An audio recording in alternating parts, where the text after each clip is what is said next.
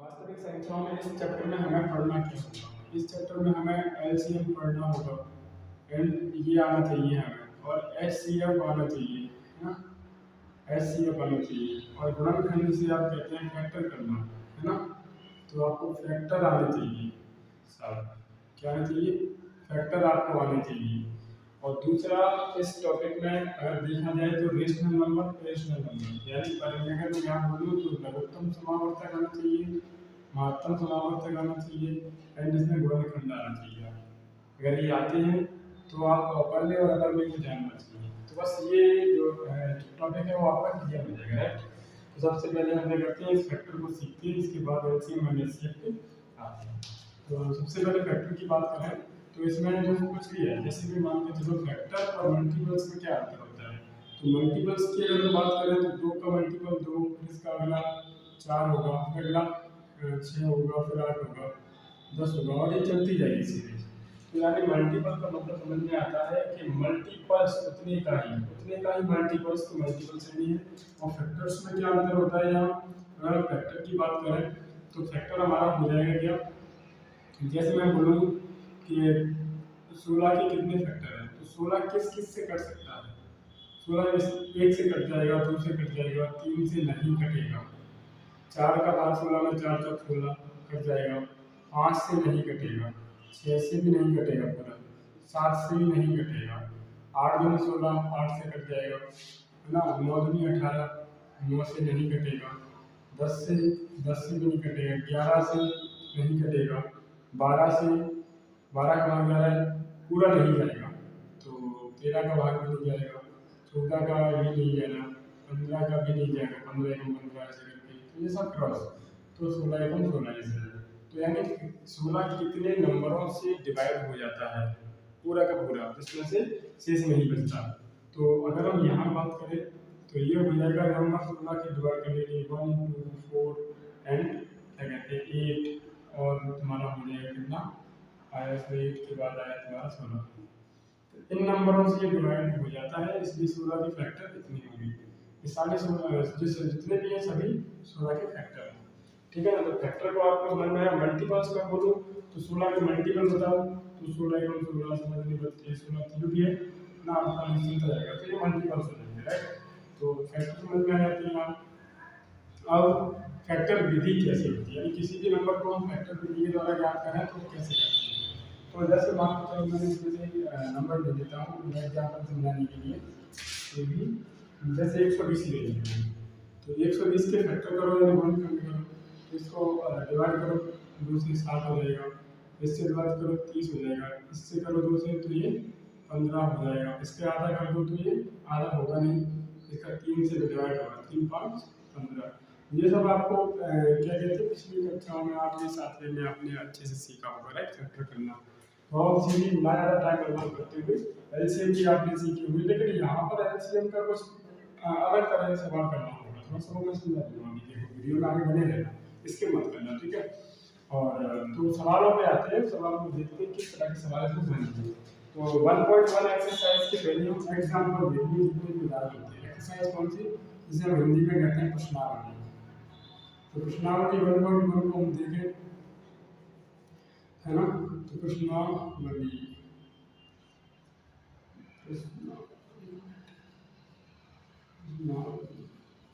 तो प्रश्नावली 1.1 के उदाहरणों को हम देखेंगे इसमें, राइट। उदाहरण, तो पहला एग्जाम्पल हमारा क्या कह रहा है उसको हम देखें। तो पहला एग्जाम्पल कह रहा है हमारा, और आप भी इस मैथ को मैं सॉल्व करवा रहा हूँ, तो इसी भी बुक्स को आप एनसीईआरटी को आप भी निकाल लें, और एनसीईआरटी बुक्स जो आपको दिख रही है इसमें, इस बुक्स के कुछ नंबर हम सॉल्व कर रहे हैं जो कि गवर्नमेंट स्कूल में फॉलो हो रही है, राइट।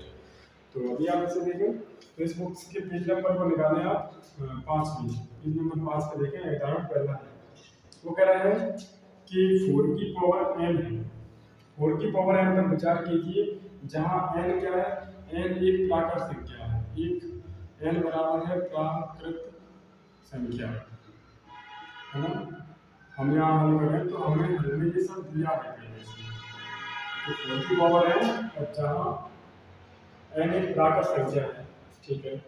तो जांच कीजिए कि n का कोई भी ऐसा मान है जिसके लिए 4 की पावर n यानी तो इसको हम सॉल्व करें तो ये शून्य पर समाप्त हो जाए। तो n की प्राकृत संख्या क्या होती है? प्राकृत संख्या की बात करें तो 1 2 3 4 डॉट डॉट डॉट तक चलता रहेगा, ये शुरू होती है।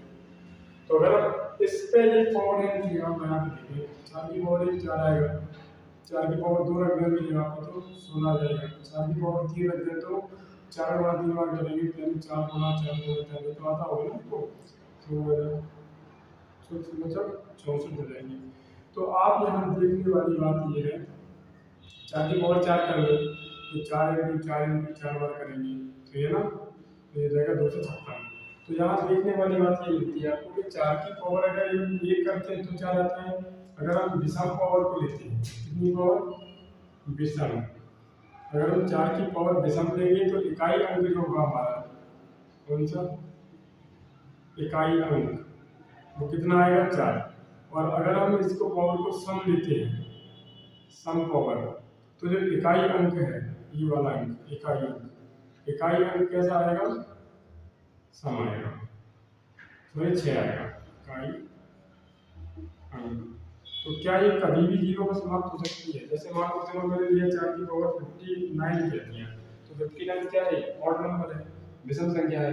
तो विषम संख्या है तो इसकी पावर अगर हम निकालेंगे लास्ट में इकाई अंक, हम विषम संख्या को देख के कह सकते हैं कि जो ऑड नंबर है ये विषम संख्या है, इसकी वजह से इसका जो भी आंसर आएगा उसमें लास्ट वाला अंक क्या होगा? 4 का होगा। क्यों होगा 4 का? क्योंकि ये संख्या किसकी है? विषम की।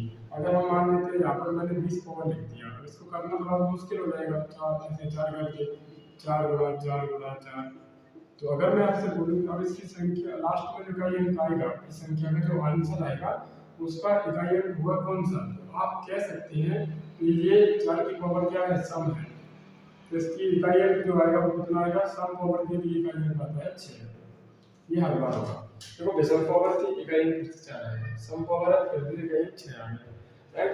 तो बस इसकी उल्टा इसको नोट डाउन करना है और वीडियो को पॉज करके रोक करके नोट डाउन कर लें या फिर स्क्रीनशॉट ले लें।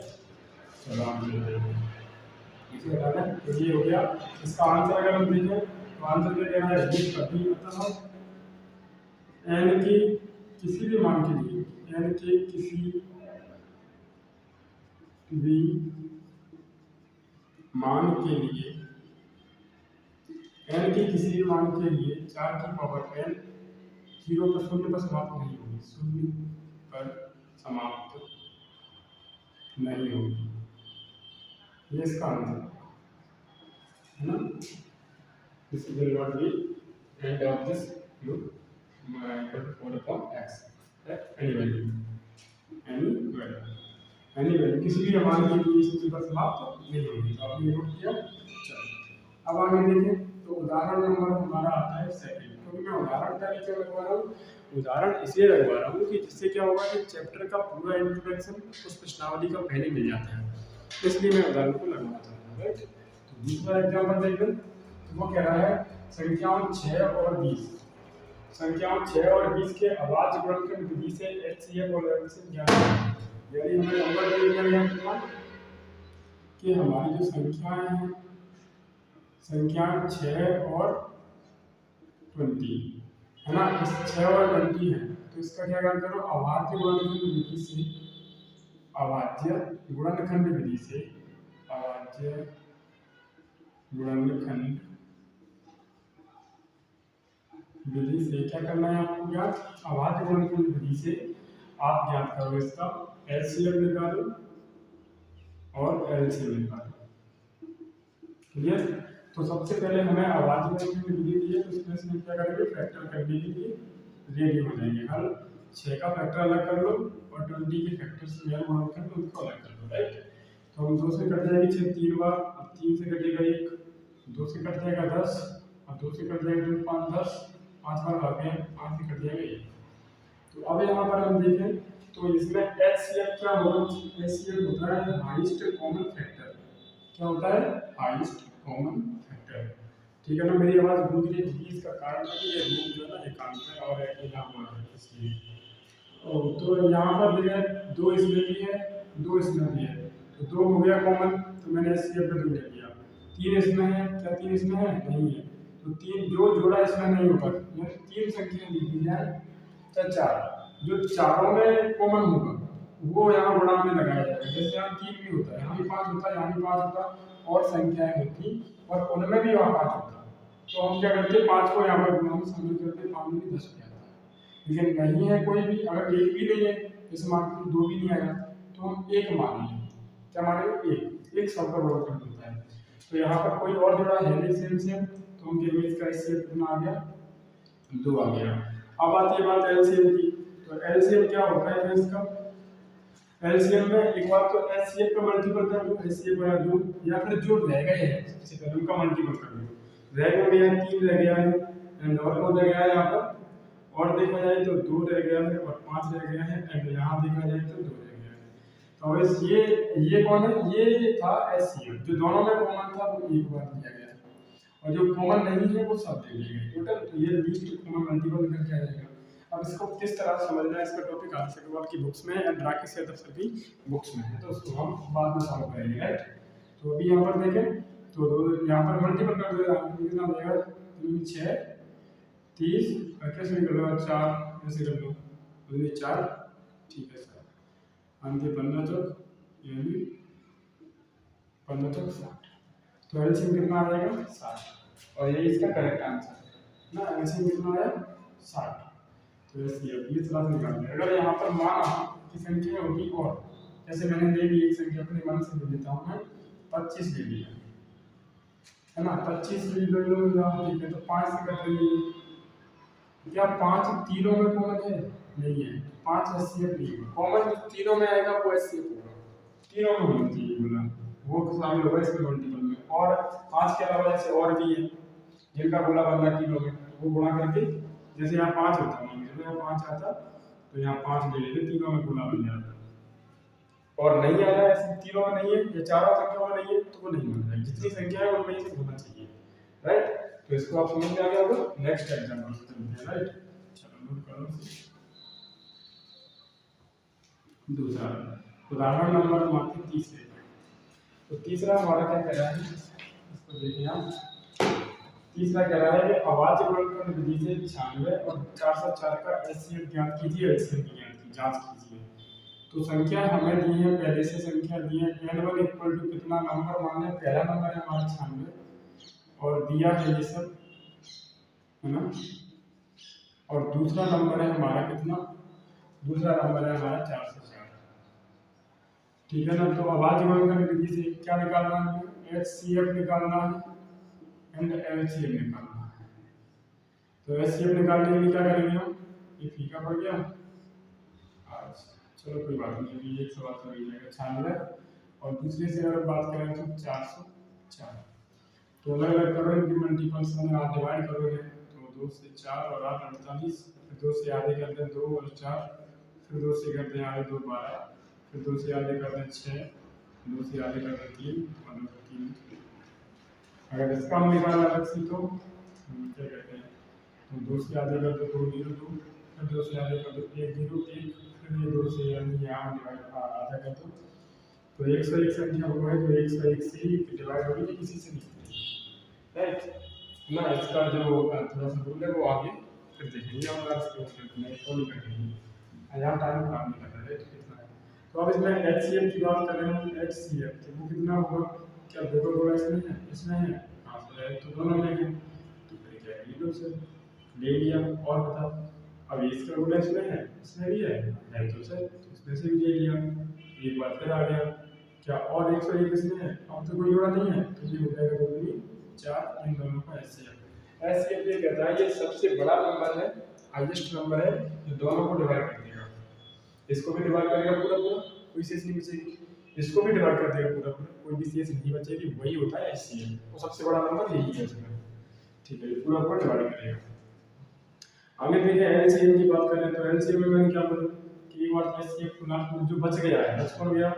2 बच गए हैं, फिर 2 बच गए हैं, इसका भी नहीं कुछ हुआ, इसकी भी शादी नहीं होती है, ये भी बच गया, बेचारा ये तो बहुत बुरा हो गया, तो ये बच गया है। अब ये दोनों बच गए ना, इनकी हमें करते हैं यहाँ पर शादी करवा लेते हैं, चलो है ना। अब कौन रह गया? एचसीएफ रह गया। एचसीएफ कितना था? 4।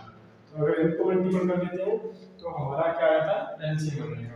लेकिन उसने क्या पूछी आपसे? जांच पूछी है, ये एक्चुअली में उसने पूछा ही नहीं है, जांच करके दिखाओ। क्योंकि हम देखते हैं, हम 2 दूनी 4 दूनी 8 है ना, 8 से गुणा करें 8 से 24 या फिर 8 से 32, तो ये हो जाएगा यहाँ 32 गुणा कौन बचाएगा 303, इसका मल्टीपल कर देंगे तो इसका आ जाएगा एलसीएम। एलसीएम आएगा इसका 96। अब इसकी जांच करने को कहा है सवाल में, क्या बोला, सवाल कह रहा है कि जांच करो, सबसे जांच। तो जांच कैसे करेंगे हम, जांच के लिए क्या करना है हमें, LCM into HCF equal to पहला नंबर गुणा दूसरा नंबर। जैसे ऐसे भी कह दो कि पहली संख्या गुणा दूसरी संख्या इक्वल टू एलसीएम गुणा एचसीएफ। तो देखो पहली संख्या है आपकी 96, दूसरी संख्या दूसरी संख्या है 404